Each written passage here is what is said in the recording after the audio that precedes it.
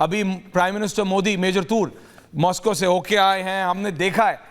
क्या इंडिया इस सिचुएशन में, क्या भारत न्यूट्रल रह सकता है जैसे हम रशिया यूक्रेन के जंग के दौरान थे? General, coming to you after this, ambassador to you to Major tour.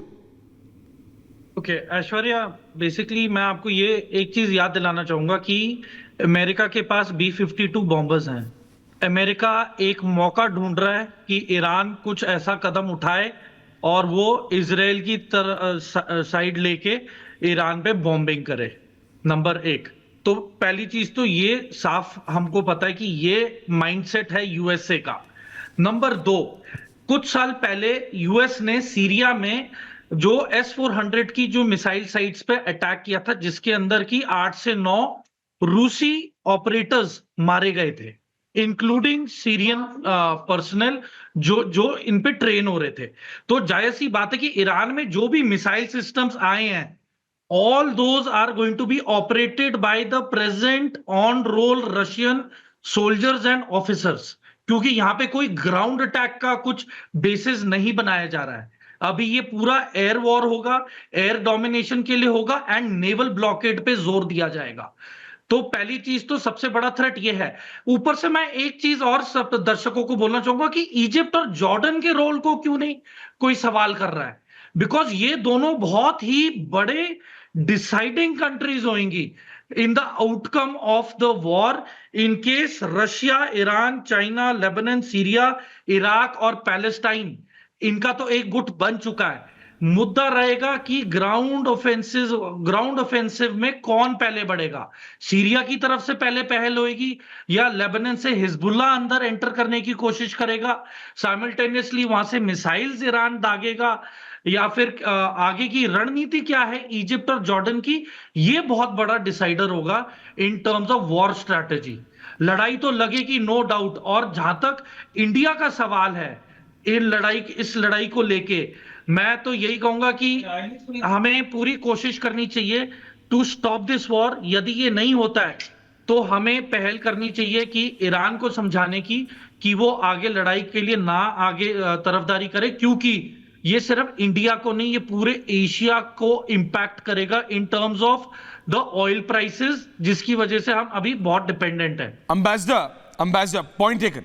Ambassador साहब, जिस तरीके से भारत के प्रधानमंत्री नरेंद्र मोदी 14 जून 2024 को मिलते हैं यूक्रेन के प्रेसिडेंट जेलेंस्की साहब को, 8 जुलाई 2024 को मिलते हैं पुतिन से, हमने दोनों से रिलेशंस रखे हैं, लेकिन यहां पे एक तरफ इजराइल है, बेंयामिन नेतन्याहू हैं, he is a so called BFF of India.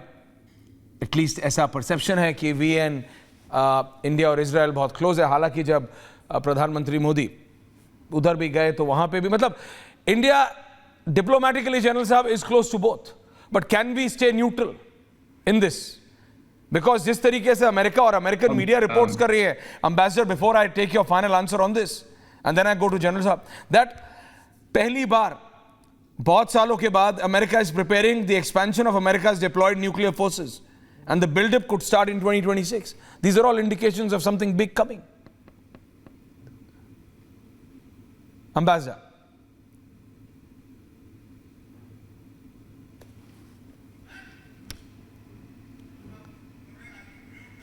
Ambassador Deepak ji, आपने म्यूट कर दिया. Can you please unmute yourself? Can you please unmute yourself? Can you yes, hear me, yes, sir? yes, yes. Can you Loud and clear, hear me sir. now? Back, yeah. Sir, जो अभी Major Toor साहब कह रहे थे that we should try to prevent the war, this is 120% accurate, क्योंकि हमारी brand equity Iran में भी और इसराइल में बहुत गहरी है। आपको याद होगा सर कि जो बड़ी बड़ी शक्तियां हैं, बड़ी शक्ति तो एक ही रहेगी, यूनाइटेड स्टेट्स, वो हमसे कह रहे थे कि भाई पुतिन को बोलो मत ठोके यूक्रेन को, और फिर इससे जेलेंस्की से भी बात करो, और Zelensky has been talking about a just peace जब उन्होंने अंदर घुस गए थे। तो मुझे लगता है sir, the appeal will go out to us, हमारी तरफ आएगी कि प्लीज आप कुछ करिए ताकि ये दोनों देश शांत हो जाएं, अदरवाइज सारी दुनिया पर असर पड़ेगा। एंड सर, आई से with considerable pride after 51 years in diplomacy, अगर एक देश है आज जो दोनों को समझा सकता है सर, तो वो भारत है। जनरल GD बख्शी, जनरल साहब, I totally concur with the ambassador Deepak Bohra साहब, मेरे बड़े घनिष्ठ मित्र हैं, and I go by his saying that India के बहुत अच्छे रिलेशंस हैं both with Israel and with Iran, right? We are well placed to play a placatory role to try and calm down the tensions, to try and dissuade Iran from attacking. India can do it very well.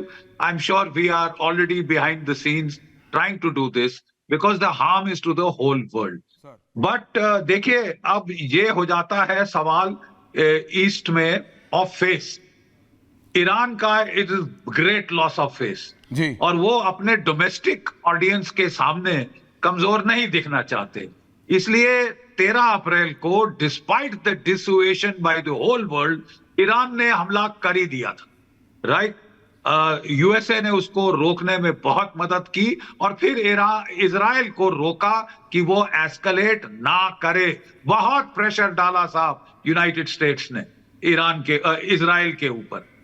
तो मुझे लगता है कुछ जहां हम कुछ भी करें कुछ ऐसा होकर रहेगा, कुछ ना कुछ तो होना है मिलिटरीली. और उसमें जो S-300 की बात आई है, मैं आपको बता दूं कि S-300 की रेंज 360 किलोमीटर से लेकर 40 किलोमीटर तक है. They have long, medium and short range missiles. तो वो काफी आगे जाकर, जो कि रिफ्यूलिंग के साथ भी F-35 एयरक्राफ्ट आ रहे हैं, एक तो उनको पिकअप कर सकता है, दूसरा उनको नुकसान पहुंचा सकता है. It cannot stop that attack but it can raise cost for Israel, right? अब रही साहब एक प्लीज मुझे थोड़ा टाइम दीजिए. एक सबसे इंपॉर्टेंट बात जो मैं कहना चाहता हूं, United states was not keen in April to see an escalation in this region. Why? It takes away naval resources जो उनके हैं. उनके 2-3 एयरक्राफ्ट कैरियर बैटल ग्रुप यहां फंस जाएंगे अगर वो ये एस्केलेट हो जाता है ईरान और इजराइल के बीच.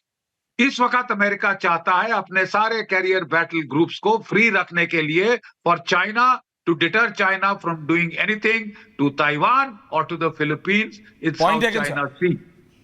एब्सोल्युटली.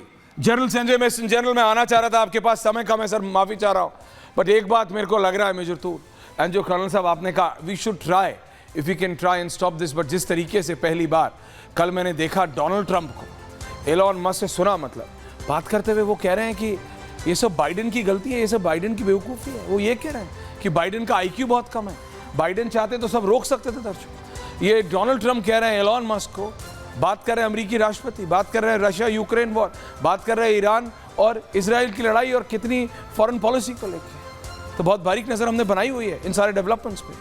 बहुत बहुत धन्यवाद आप सबको पूछता था. Thank you very much.